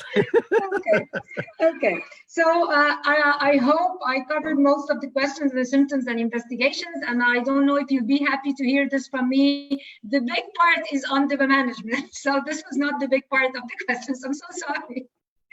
So I'll try to be very targeted here in the part of treatment. So question to Professor Ivan. It's a very direct question. When to start amino acid formula in a case of cow milk allergy? Yeah, well, the answer to that is not so straightforward. I think it's whenever the symptoms are very severe, life-threatening, anaphylaxis, when you think the child is allergic and does not respond to the extensive hydrolysate, that is what is in most of the guidelines. But of course, it depends also on availability of your formulas. You need to have extensive hydrolysate. Yeah. And it's only this way in guidelines, because amino acid-based formula is in most part of the world so much more expensive than extensive hydrolysate. Mm-hmm. So I think if tomorrow the cost of amino acid-based formula would be the same as extensive hydrolysate, all our guidelines would probably change. So the reason why most scientific societies recommend extensive hydrolysate is mainly also for socioeconomic reasons, because amino acid-based formula is so much more expensive than the extensive hydrolysate. And it also depends on how easily you can follow the child, because 5 to 10% of the real allergic children will be allergic to the extensive hydrolysate. So if you cannot organize a follow-up, then I would go for the amino acid-based formula, because then I'm sure that the child is being well treated and will not still be allergic to the extensive hydrolysate. But overall, extensive hydrolysate first. If that does not improve, amino acid-based formula. Life-threatening situations, you start with amino acid-based formula. Yeah, thank you very much, Professor Ivan, for this clarification, because this answers actually a question coming from Kuwait, in which the professor says that the amino acid formula and extensively hydrolyzed formula are all available. So I think you answered this. It's safer to get an amino acid formula if you can't establish a follow-up for your patient. Thank you very much. Thank you. So can we start amino acid formula as early as neonatal period, even in a preterm in the NICU? This is a question. Professor Mustafa, who is going to answer? Yeah, sure. Actually, I presented this paper, this original research about amino acid-based formula in preterm with feeding intolerance. Yes. And I will, because this question was asked, I will elaborate more, because it was a practice in non-evidence-based practice in Egypt, in NICUs, many NICUs in Egypt in the last 4 years, in which they tend to use the amino acid-based formula once there is feeding intolerance. Nowadays, researchers are giving this, like the one I presented about fecal calprotectin and GI symptoms improving after especially for the feeding intolerance after giving this amino acid based formula. And I think there is no problem with this, provided there is feeding intolerance in spite of all other regimens given, you can think in. Yeah, thank you. Thank you very much, Dr. Mustafa. So this question is directly to you, Professor Hudhud, on the effect of amino acid formula on the growth and the general growth, and the bone development. And does the choice of the formula, of the amino acid formula, differs as regard the vitamin D and calcium content? Let us stress it again. This was mentioned in the talk, but Yes. let me elaborate more. Yeah. So regarding the grass, all studies done demonstrated that amino acid based formula and extensively hydrolyzed formula will achieve near normal growth, although it's not very similar to the standard ordinary formulas, but it's very good for this clinical context to achieve this rate of growth. And actually, ourselves in our department, we studied the growth rate on soy milk and amino acid based formula. As you know, this was the PhD of Dr. Ahmed Tuhami, one of our colleagues, and head by Professor Sana Youssef. And they didn't find any difference in the growth parameters between those on amino acid based and those on soy based formula. And you know, the soy-based formula was used because of availability issues of amino acid-based formula at that time, something 10 years ago. It was 10 years ago. So what about the bones? Actually, there was an issue concerning the bone and its development. And amino acid-based formula should have a little bit higher concentration of calcium. Yes. And what about the fat blend I discussed? You know, oleic acid, if it is free in some of the conditions, you know, the triglycerides are having 3 positions. Mm-hmm. And the one in the center will not leave the glycerol, and it will form the monoglycerides, and this will be absorbed as such. Mm-hmm. And the 2 other peripheral and fatty acids will be released. So these 2 fatty acids will be released. In the breast milk, most of the oleic acid is in the center, so it's absorbed. And if you are going to use this oleic acid, you should have 2 things. To decrease its concentration, but by using a special fat blend, or by replacing the oleic acid to the position, central position of the triglycerides. And studying the fat blend is very important, not only studying the calcium content, vitamin D content of the formula. Mm-hmm. Okay, thank you, Professor Mustafa, for this elaboration. And because you just mentioned the soy formula, so I have to ask Professor Ivan a question about the choice of soy formula in patients with cow milk allergy, especially in the IgE-mediated reaction. And this is the exact question. Okay. Now, the answer for Europe is simple. We don't have soy-based infant formula anymore on the market. So no option. The answer... And the answer for Egypt, because we have...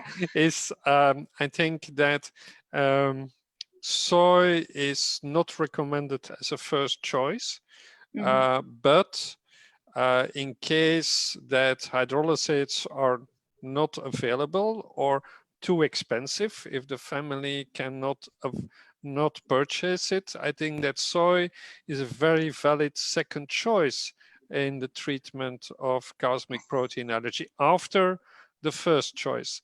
And there is 10 to 15% cross-reactivity, but that means that soy still works in 80% of all the infants with cow's milk allergy.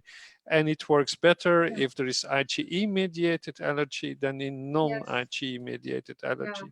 So it's not first option, but if it can be in certain circumstances, the best option, because it's better to feed soy than to feed nothing. Yeah, I personally thank you very much for this clarification, because Professor Mustafa, going back to you, I think before the era of amino acid formula or the extensively hydrolyzed, when it was not very easy to find I think sometimes we had to use soy formula. What do you think? Yes, we were using it, and actually, I think the cross-antigenicity between soy and cow's milk allergy in our community ranges between 5 and 10% of the conditions. We were in dilemma in the era of soy because these 5 to 10% of population we were not able to feed, and usually we imported for them Yes. either the extensively hydrolyzed or the amino acid based formula according to availability in the near region, like in the Gulf region, for which type of milk available or formula available. Okay, so to sum up this issue on soy formula, because while we're talking, I'm getting more and more questions on the soy formula. It's not the obvious choice, but if it is the available one, so it's better than nothing, right? So I'm getting this clear. Yep. Okay, thank you very much. So other milks, Dr. Mustafa, you have a question on your experience on the use of camel milk. You mentioned in your presentation that it was not very successful, and we have this question from Saudi Arabia. I know there are some studies now running in the Gulf region about camel milk, but my experience was using the raw camel milk, and I think now they are trying to have manipulated or processed the camel milk. But when I used it in almost not less than 500 patients between 1992 and 1995, actually, you know, Dr. Marwa, that I have a database for my clinic. Yes. And when I analyzed the data, it was disappointing. And I stopped this practice in my clinic in 1995. I'm not sure, because I heard from some colleagues from Saudi Arabia that they are having a newer study on camel milk. When they publish it, and many publications will be available, I will go through to see their methodology of preparation of this milk and its safety and efficacy in the treatment. Okay, so Professor Ivan, the other milk, the goat milk, because again, we're getting lots of questions from the Gulf area on the goat's milk in particular. Yeah, well, I think for goat, it's more obvious than for camel milk, because goat is for 80–90% the same kind of protein as in cow's milk. So it's complete overlap. But on the other side, that means that if you give 100 infants which are allergic to cow's milk, goat milk, it will work in 10 to 15%. So you always have people who say, yes, it does work. And I think the same is true for camel milk or donkey milk, which is popular in Italy, or horse milk. And it's also very important that before allergy, nutrition is much more important. Yes. So I would say infant formula, the composition is very important. And raw camel milk or raw goat's milk is certainly not appropriate from the nutritional point of view. Yes. And forget about allergy. Nutrition is even much more important.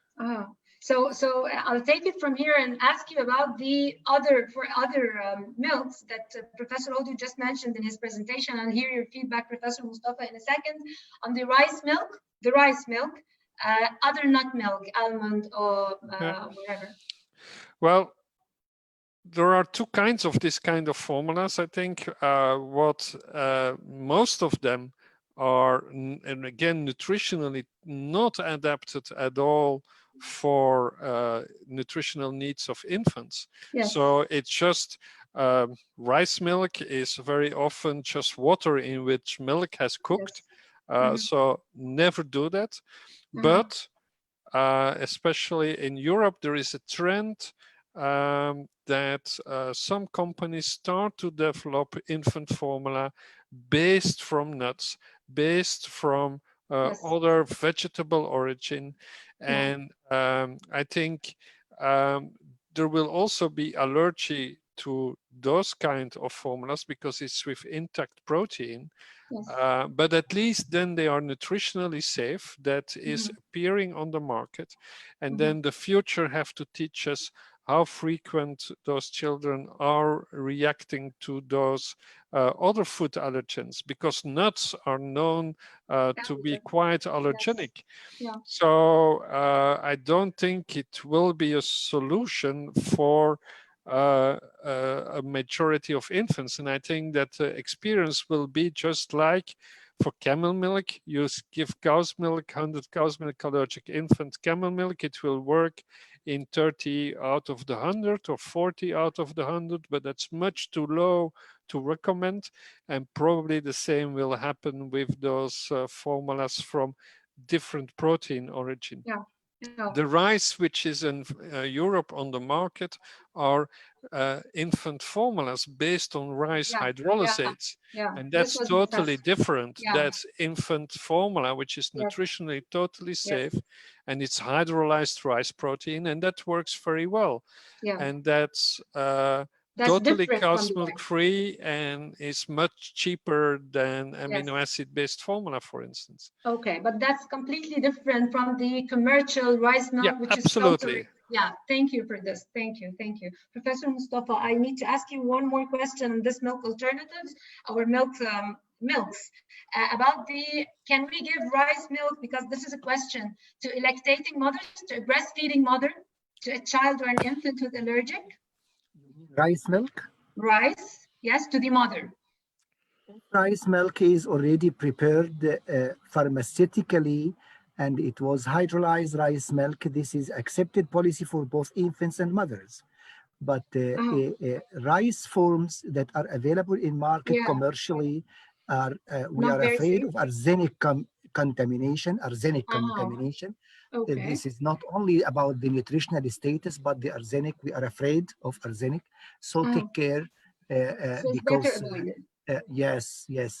Myself, I met many mothers having features of arsenic intoxication by overusing these commercial rice-based formulae. Okay, and what about coconut milk? This is not milk. This is milk by name, but not by nature.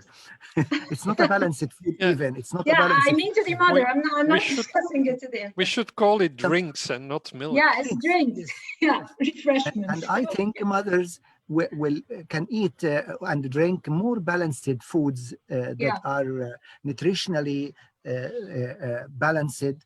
And here I should stress that clinical nutrition is becoming a specialty. And we have in Egypt many professors who are clinical nutritionists.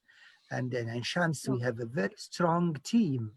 Professor Sana Yusuf, Professor Ihab Khairi, Professor May Nassar, Professor Yasmin Gamal. In fact, they can help a lot to advise regarding a balanced diet in these persons, because even weaning or what's called complementary feeding for infants needs the support of a nutritionist. Yeah, okay. Professor Ivan, I have a question that I think you might like to comment on. As from Professor Osama Ashir from Asyut University is asking about the composition of a hypoallergenic formula. Being whey-based or casein-based, does it really make a difference, the extensively hydrolyzed formula? No, I don't think it makes a major difference whether it's whey or casein-based. Okay, so it's the same. Both are same, equally effective. So that's what we did in Belgium. Is I compared the Altera, which is a whey hydrolysate, to the Nutramigen, which is a casein hydrolysate, and the outcome was it was just as equally effective. Okay, so that's very nice. I have some questions on the partially hydrolyzed formula, the position of the partially hydrolyzed formula in management of allergy, starting from diagnosis in the challenge test, and then in using it as a formula for treatment, and again in reintroduction or re-challenge. So can you start on this, and I'll listen to Professor Mustafa? So it's okay. Partially hydrolyzed formula is intended for prevention, and it cannot be used for elimination testing. It cannot be used in a definitely diagnosed case of cow's milk allergy. And I will be happy to share with you the results of the very recent work that is not discussed yet. A PhD thesis by Dina Haider, supervised by Professor Ahmed Hamdi and myself. And in this state, we compared the patients with cow's milk allergy taking the amino acid-based formula for 6 months, then shifting into partially hydrolyzed formula, and those continuing for 1 year. And we discovered that it's significantly different, with favoring the process of administration of a partially hydrolyzed formula after the 6-month use of amino acid-based formula. And this may open a new era of shortening the period of use of amino acid or extensively hydrolyzed formulae in the treatment of cow's milk allergy. I cannot share more results of this study because this thesis was not discussed yet, but I shared with you the results. Yeah, so that's very good. Professor Ivan, would you like to add more on the use of partially hydrolyzed formula in allergy? Well, I fully agree that partial hydrolysates do not have a place in the management of cow's milk allergy. They should rather be regarded as an alternative to formula with intact protein. Yeah. What we in the Middle East guidelines, we did put the partial hydrolysate as a formula to give as in the challenge test, indicating it has no place in the management, but use it as a formula for a challenge test. And I'm convinced that what was just said by Professor Mustafa is completely right, because there are data from old studies from John van der Hoof in infants not tolerating extensive hydrolysates, put on an amino acid-based formula for some months, and then put again on the same extensive hydrolysate, and they tolerated it. So I think there is a difference between getting infants symptom-free and treat them where you need the best, the most effective. But once they are symptom-free, then you can probably give less hydrolyzed formula, which will be tolerated and not reintroduce the symptoms. So it's once you're symptom-free, partial hydrolysate may be useful to keep the patient symptom-free, but first you need to eliminate the symptoms with extensive hydrolysate or amino acid-based formula. Yeah, thank you very much for this elaboration. Actually, we're joined right now with two of the authors in the Middle East consensus on milk allergy, Professor Gamal Sami and Professor Sana Youssef. And I think this is a clear input on the use of partially hydrolyzed formula. Thank you very much on this. So I have a question from Iraq on a changing paradigm of management in cow milk allergy, from elimination to exposure. What do you think of this? It's a new tendency. It's brainstorming. From a passive, no. This is a publication that is 2019. I know. I think Professor Dr. Khalid needs to hear your input on that. Yes, it is another future thinking, moving from the passive attitude to the proactive attitude. Yeah. From the passive attitude of just elimination and waiting for the natural tolerance to happen, to induction of tolerance itself. And I think the coming era will be for the induction of tolerance. And the recent publications, especially on experimental basis on the immune system, I guess they will proceed more rapidly in the next few years to define more and help more for development of tolerance to allergic foods. And you know, and the audience all know that we moved from late administration of allergic foods that was a habit in the 1990s to early administration that decreased the incidence of allergy. And you remember the studies of Eat and Bleed and these for the prevention. And I think the same will happen later in developing tolerance. Yeah, thank you very much, Dr. Ivan. I'd like to hear your input on that. Yeah, well, again, I do agree, although oral immune therapy, that's induction of oral tolerance, seems to work much better for peanut and other food proteins than cow's milk protein. So the literature on in oral immune therapy for cow's milk protein allergy is relatively disappointing. But again, as we just discussed, that may be a role from the partial hydrolysate, because the difference with the eat and leap studies, peanut, is a yes and no. You eat it or you don't eat it. With partial hydrolysate, you still give peptides from cow's milk protein with reduced allergenicity. So it's not a yes or no. You're in the middle there, and that may help to introduce oral tolerance.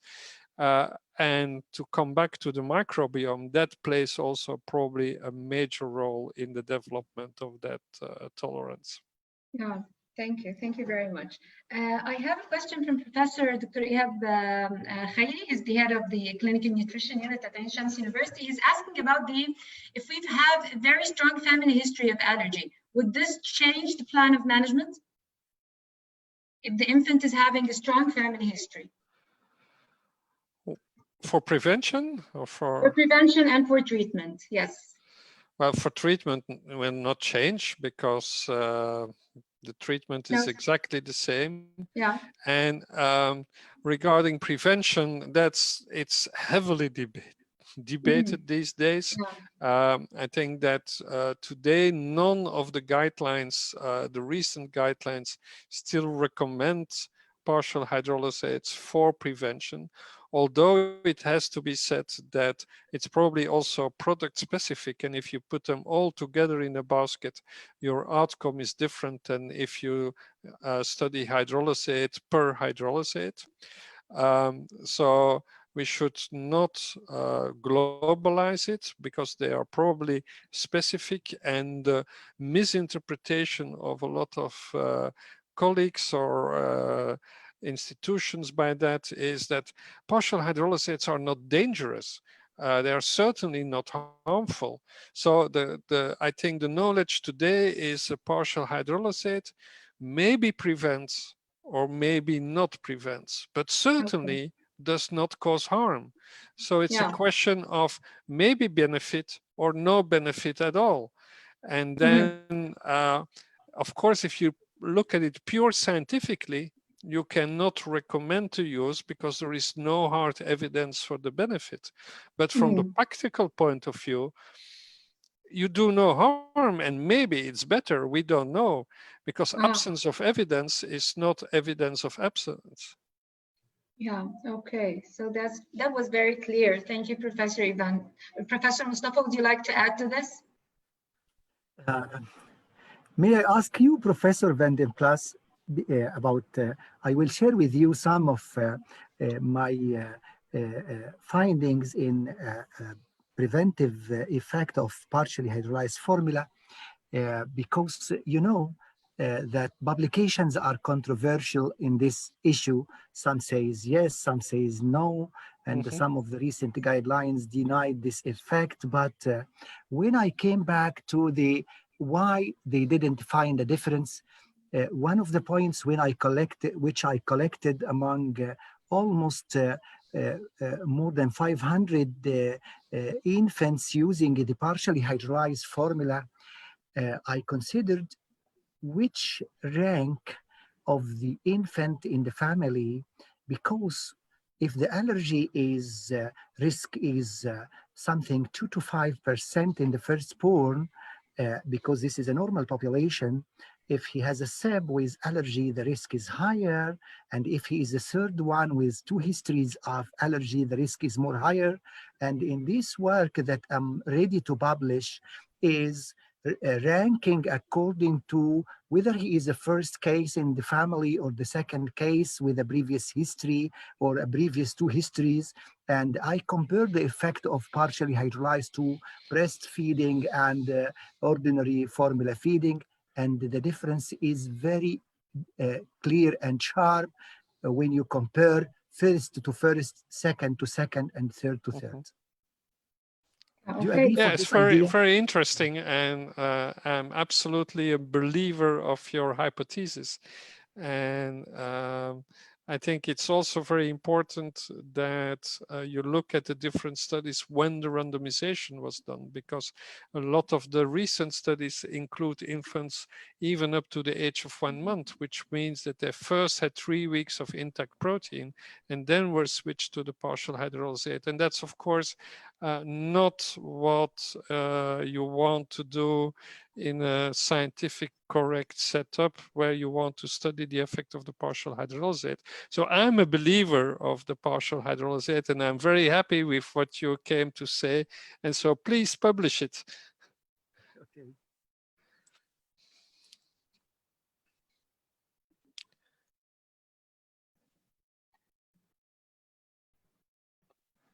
Is there more questions? Hello.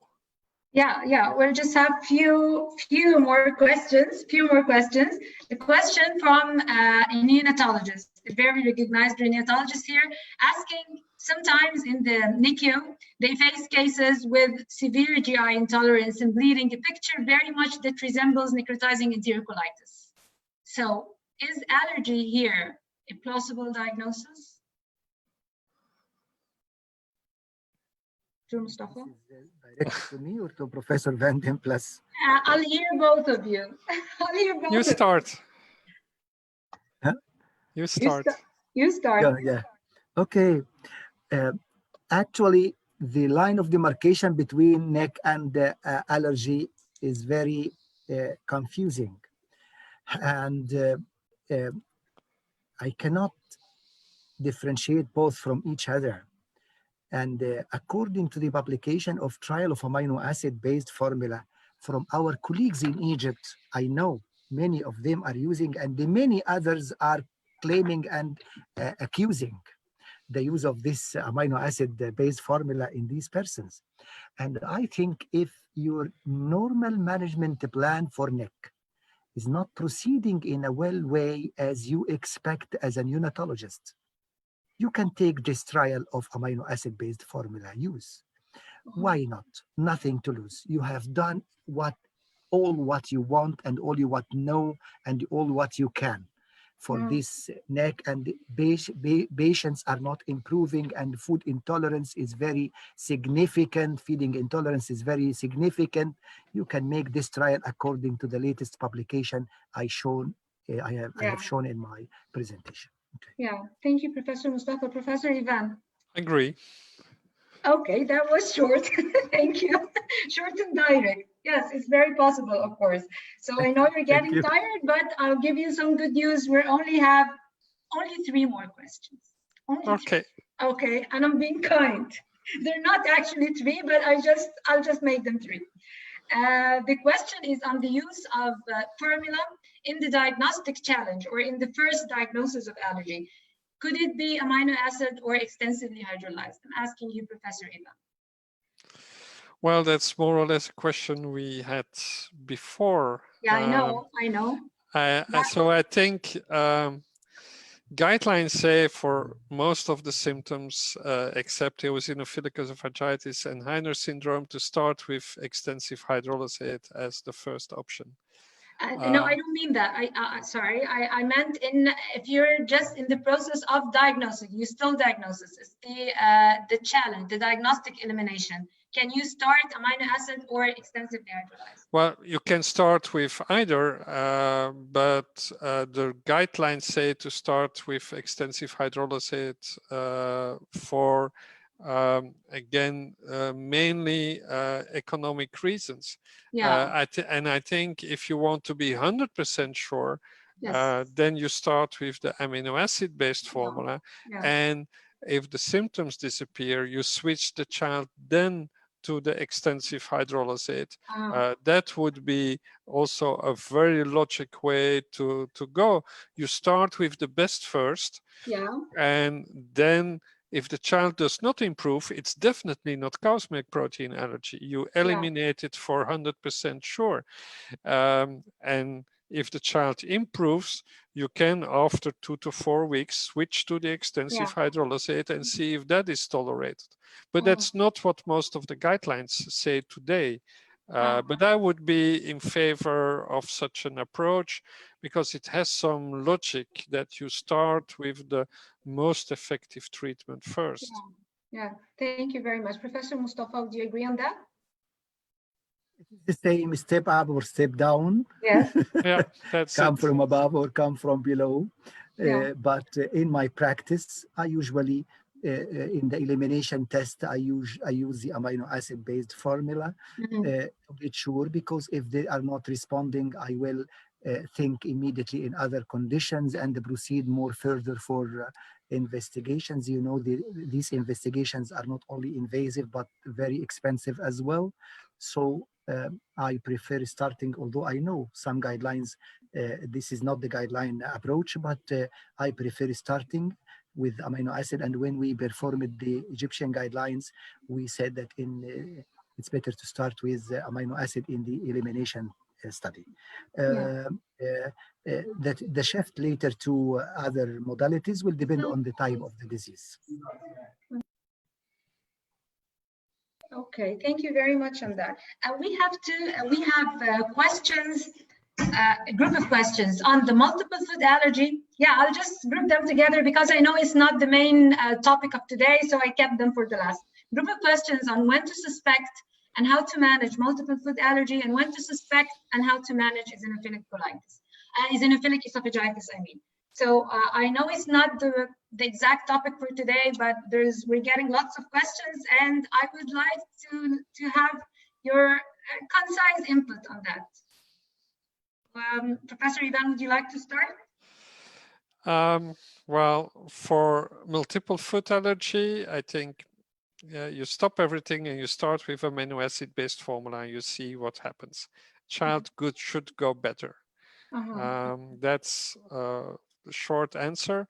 For eosinophilic esophagitis, I'm puzzled there because the guidelines all say amino acid based formula, but no one ever tried extensive hydrolysate. There is simply no study.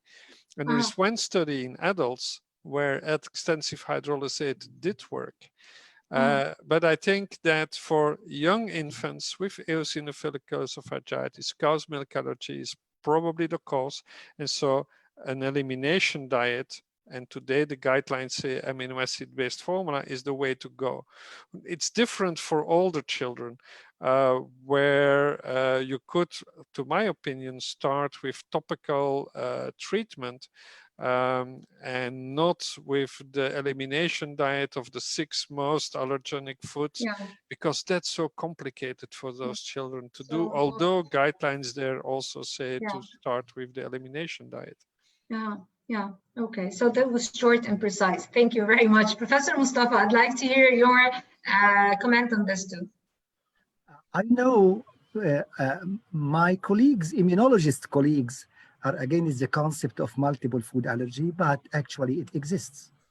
And there are many persons who are allergic to many foods. But in my experience, if you find allergy or reactions to many foods, actually think something else other than multiple food allergy.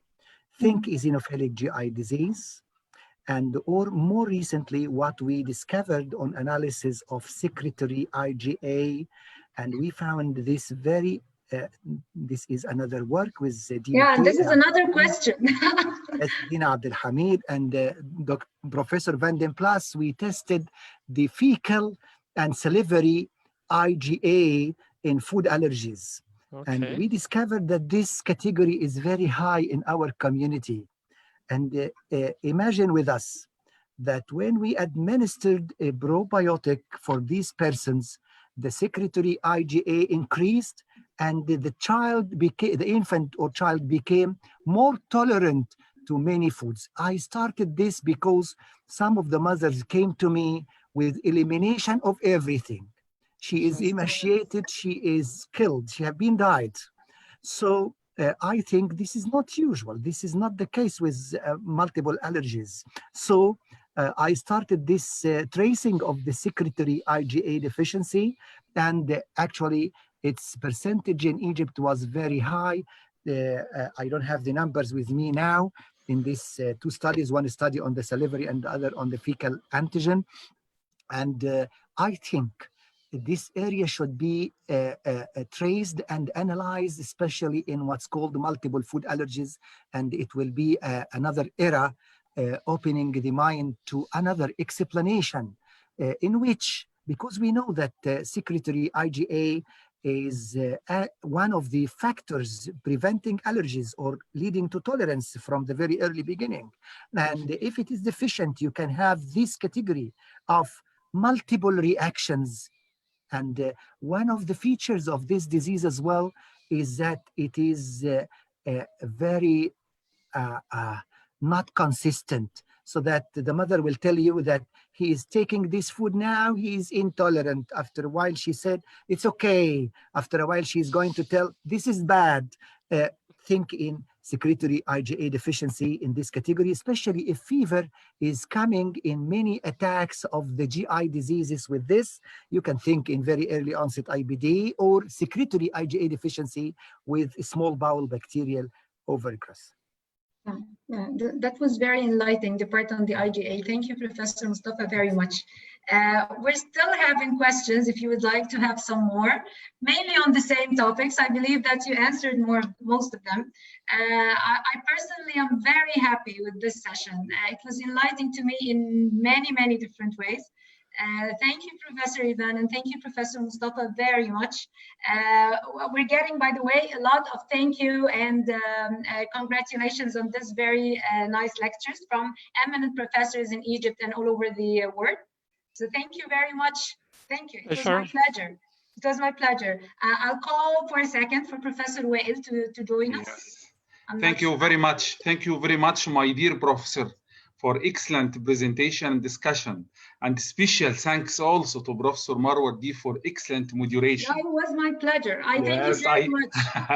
I think you covered by your questions all items about cow milk. And I'd like to apologize for each and every attendee that asked a question that I couldn't convey to the speakers. I'm so sorry for that, but I tried to cover the most relevant questions. Yes. Yes, it's a very nice presentation, very nice, useful webinar. And also special thanks to Abbott Nutrition, supporting the medical community actually by decreasing the price of its product Similac, or by supporting medical event like this Waves Nutrition Virus Wave. Also thanks to Quartz Event Solution, yes, Dr. Wissam and the whole team for excellent technical support of these webinars. And finally, I'd like to announce the upcoming event by Egyptian Academy of Pediatric and Egyptian Scientific Society of Pediatric and Neonatology. We have next Monday in the second wave of endocrinology beers, and next Wednesday, the first wave of nephrology beers. And next Friday, we have the third wave of nutrition beers by Professor Flavia Indriu and Professor Marwa Deeb with Professor, and the Professor Yasmin Gamal, Professor Yasmin Gamal, and the moderation will be Professor Osama Al-Aishi. So the next week we have 3 events. We would like to all participants and all pediatricians and all colleagues to wait for us and fix your agenda. Thank you very much, Professor Van den Blas. Thank you, Professor Mustafa. And thank you, Professor Marwa. Thank you very much. Thank you. Thank you. It was nice to be here. Bye. Bye. Bye. Bye. Bye.